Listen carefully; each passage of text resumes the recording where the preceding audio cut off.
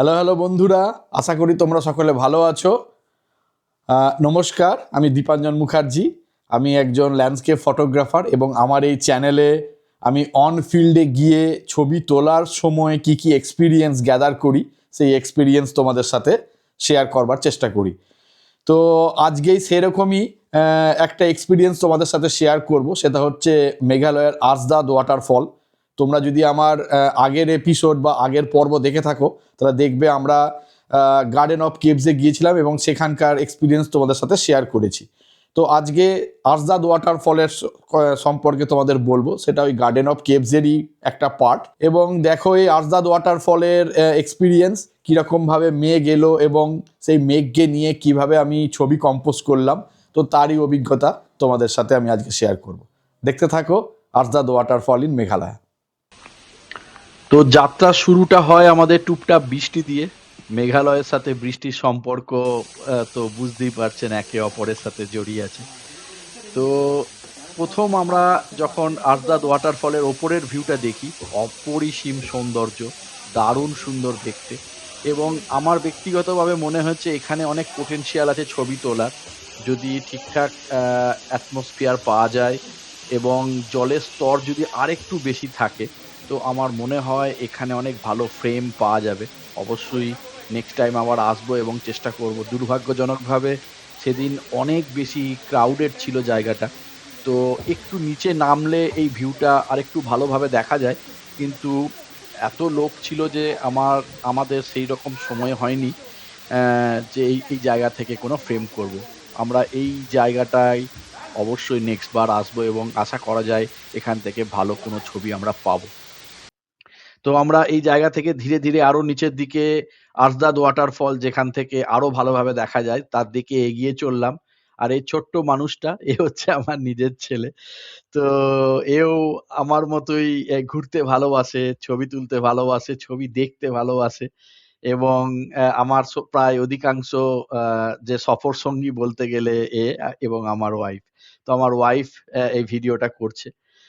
তো এই আর্সদাদ ওয়াটারফলের এটা প্রথম দর্শন এবং এটা ছিল বাইরের অংশটা। এ আমরা প্রথমে একটু কুয়াশা পেলেও আমার মনে হয়েছিল যে হয়তো এই কুয়াশাটা ধীরে ধীরে পুরো ওয়াটারফলটাকে কাছে চলে আসবে এবং বাস্তবে হলেও তাই। কারণ প্রথম যখন আমরা ওয়াটারফলের সামনে আসি তখন খুব ভালো করে দেখো যে ওয়াটারফলটা ক্লিয়ার এবং কোনো রকম কোনো মেঘ ছিল না।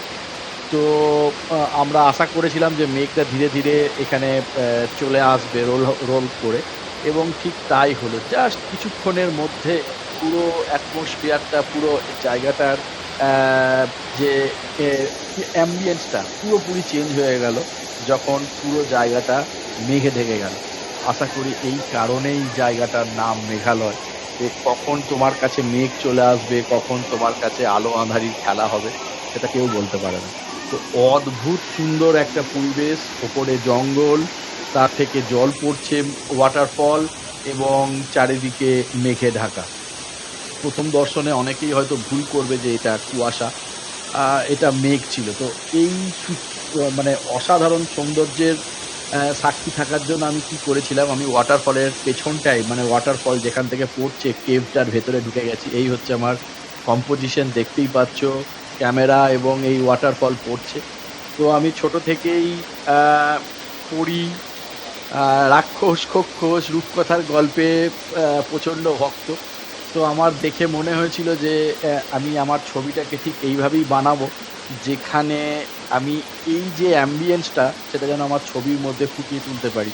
এই ওয়াটারফলের পেছন থেকে এই সামনে মেঘ রেখে যে অনুভূতি আমার হয়েছিল, আমি চেষ্টা করেছি আমার ছবির মধ্যে সেই অনুভূতিটাকে, সেই ফিলিংসটাকে তুলে ধরার।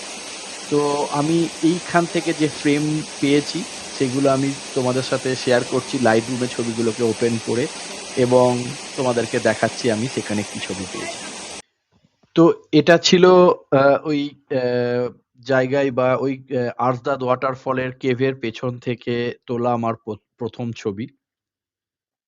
তো এই ছবিটা তোলার সময় যেটা মেন আইডিয়া আমার মাথার মধ্যে সবসময় ঘুরছিল, সেটা হচ্ছে আমি চোখের সামনে যে দৃশ্যটা দেখছি বা চোখের সামনে আমি যে অ্যাম্বিয়েন্সটা এক্সপেরিয়েন্স করছি সেটা যেন আমি আমার এডিটিং এর মাধ্যমে বা ছবিটা যখন ফিনিশ করব ফটোশপে সেই সময় যেন আমি তুলে আনতে পারি। মানে আমি সবসময় চেষ্টা করি অন ফিল্ডে আমি যে এক্সপেরিয়েন্স করছি, হতে পারে খুব ঠান্ডা, হতে পারে খুব গরম, হতে পারে হাওয়া দিচ্ছে, বৃষ্টি পড়ছে, মেঘ, কুয়াশা বা বরফ পড়ছে। তো সেই যে এক্সপেরিয়েন্সটা আমি করছি, সেই এক্সপেরিয়েন্সটা যারা আমার ছবি দেখছে তারাও যেন আমার ছবির মাধ্যমে পায়। তো সেটা থাকে আমার এডিটিং এর সময় মাথার মধ্যে। তো ঠিক সেরকমভাবেই যেহেতু আমি পুরোটাই মেঘের মধ্যে ঢাকা ছিল এই ছবিটা তোলার সময়। তো সেই কারণে আমি পুরো ছবিটাকে একটাই মাত্র কালার টোনে রেখেছি, সেটা হচ্ছে সায়ান। তো বলতে পারো সায়ান ব্লু বা রেড অরেঞ্জ, এই দুটো কালার টোন আমার খুব পছন্দের এবং আমি চেষ্টা করি যে ছবিতে যদি অবশ্যই সেটা উপস্থিত থাকে যে সায়ান বা ব্লু একটু টোন আমার ছবির মধ্যে দেওয়া। তো অবশ্যই রূপকথার একটা পরিবেশ, যেটা আমি বললাম, এবং বিশেষ করে তুমি যদি দেখো বাঁদিকে যে মেয়েটা দাঁড়িয়ে আছে, হ্যাঁ, ওখানে আরো ২-১ জন ছিল যেগুলোকে আমি ক্লোন করে বাদ দিয়েছি। না হলে ছবিটা দৃষ্টিনন্দন লাগতো না। তো বাঁদিকে যে মেয়েটা দাঁড়িয়ে আছে সে যেন অবাক হয়ে দেখছে সামনে গাছের রাশির মাঝখান দিয়ে কিভাবে আ মেঘ এসে পুরো জায়গাটাকে কভার করছে। এবং তার সাথে ওয়াটারফল এবং যে জলরাশি সেদিক দিয়ে বয়ে যাচ্ছে। মানে পুরো পরিবেশটাকে একটা রূপকথার রাজ্যে নিয়ে নিয়ে যায়। তো একই টোন রাখার জন্য আমি যে মস গ্রিন বা যে অরেঞ্জ কালার আরো রয়েছে পাথরের উপরে যেখানে লাইট পড়ছে ডানদিকে এবং বাঁদিকে যেখানে মেয়েটা দাঁড়িয়ে আছে সিঁড়ির কাছটা। তো আমি ইচ্ছা করে সেই জায়গাগুলোকে একটু সাবডিউট করে দিই বা ডিস্যাচুরেটেড করে দিই যাতে চোখটা ওখানে না গিয়ে শুধুমাত্র এই সায়ান টোনটার দিকে যায়। তো এটা ছিল আমার ১ম ছবি আ আজদাদ ওয়াটারফলের আ কেভের মধ্যে থেকে। এবং সেম লোকেশনের সেম ছবি আমি তুলি। তো একটু হলেও তখন কুয়াশাটা একটু হলেও ফিকে হয়ে আসে এবং যখন লাইটটা কুয়াশার মধ্যে দিয়ে সরি মেঘ হলেও একটু হলে সরে যেতে থাকে এবং লাইটটা যখন মেঘের মধ্যে দিয়ে এসে কেভের ভেতরে পড়ে, তো তখন একটা সুন্দর আ ব্লু এবং অরেঞ্জ বা সায়ান এবং অরেঞ্জ যে কালার কন্ট্রাস্ট তৈরি হয়, তো সেটাকে আমি ফ্রেমবন্দি করার চেষ্টা করি। আমি আ এই যে সামনে যে ফোরগ্রাউন্ডে যে রাস্তাটা রয়েছে, সেই ফোরগ্রাউন্ডের রাস্তাটাকে অ্যাজ এ লিডিং লাইন হিসেবে ব্যবহার করার চেষ্টা করেছি এবং অবশ্যই বাঁদিকে ওয়াটারফলটা হচ্ছে আমার মেইন সাবজেক্ট। এক্ষেত্রেও আমি তাই করেছি যে মস আ গ্রিন যে আ যে কালারটা রয়েছে কেভের ওপরের দিকটা, তো আমি সেটাকে একটু সাবডিউট করেছি যাতে আমার মেইন চোখ থাকে বা মেইন ছবির বিষয়বস্তু থাকে এই সায়ান টোনটা এবং তার সাথে কমপ্লিমেন্টারি কালার অরেঞ্জ টোনটা।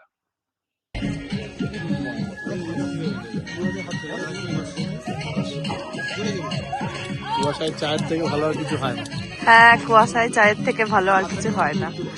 তো আমাদের সেদিনের ফটো ওয়ার্কশপের সমাপ্তি ঘটলো ঠান্ডার মধ্যে গরম, গরম চা দিয়ে। কুয়াশায় সত্যি করেই চায়ের থেকে ভালো কিছু হয় না। তো আজকের এই পর্বটা এখানেই শেষ হচ্ছে। কেমন লাগলো এই পর্বটা তোমরা কমেন্ট সেকশনে জানাতে ভুলো না। আর আমার কাছে মনে হয় একটা সমগ্র ফটোগ্রাফি যে এক্সপিডিশন, যে সার্কেলটা, সেটা সমাপ্তি তখনই ঘটে যখন তোমার মনের মতো কোনো একটা ছবির একটা ভালো প্রিন্ট তুমি করো।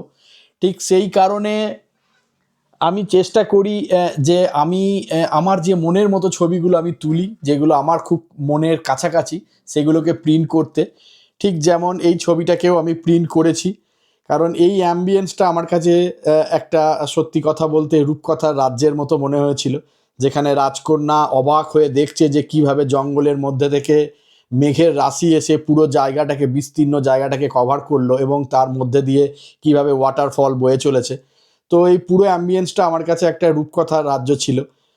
আর বিশেষ করে টেকনিক্যালি দিক থেকে যদি তুমি ভাবো, প্রিন্ট করলে যেটা হয় বা বড় মাপের প্রিন্ট করলে, এটা যেমন A3 পেপারে প্রিন্ট করা, A3 সাইজ, তো যেটা হয় তুমি ছবিটার মধ্যে যে টেক্সচার ডিটেলস, সব জায়গায় ফোকাস ঠিক আছে কি না, বা তুমি যেরকম ফোকাস চেয়েছো সেগুলো সব জায়গায় ঠিক আছে কি না, কালার কম্বিনেশন, এই যে টেকনিক্যাল সূক্ষ্ম সূক্ষ্ম ব্যাপারগুলো থাকে সেগুলো ছবিটার মধ্যে সব ঠিক আছে কি না সেটা বোঝা যায় প্রিন্ট করলে। কারণ তুমি যদি তোমার তোলা ছবিকে ডিজিটাল মাধ্যমে দেখো, বিশেষ করে ফেসবুক বা ইনস্টাগ্রামের ছোট্ট স্ক্রিনে, তো তার যে ডিটেলিংটা সেটা বোঝা যায় না যতক্ষণ না তুমি সেটা প্রিন্ট করবে।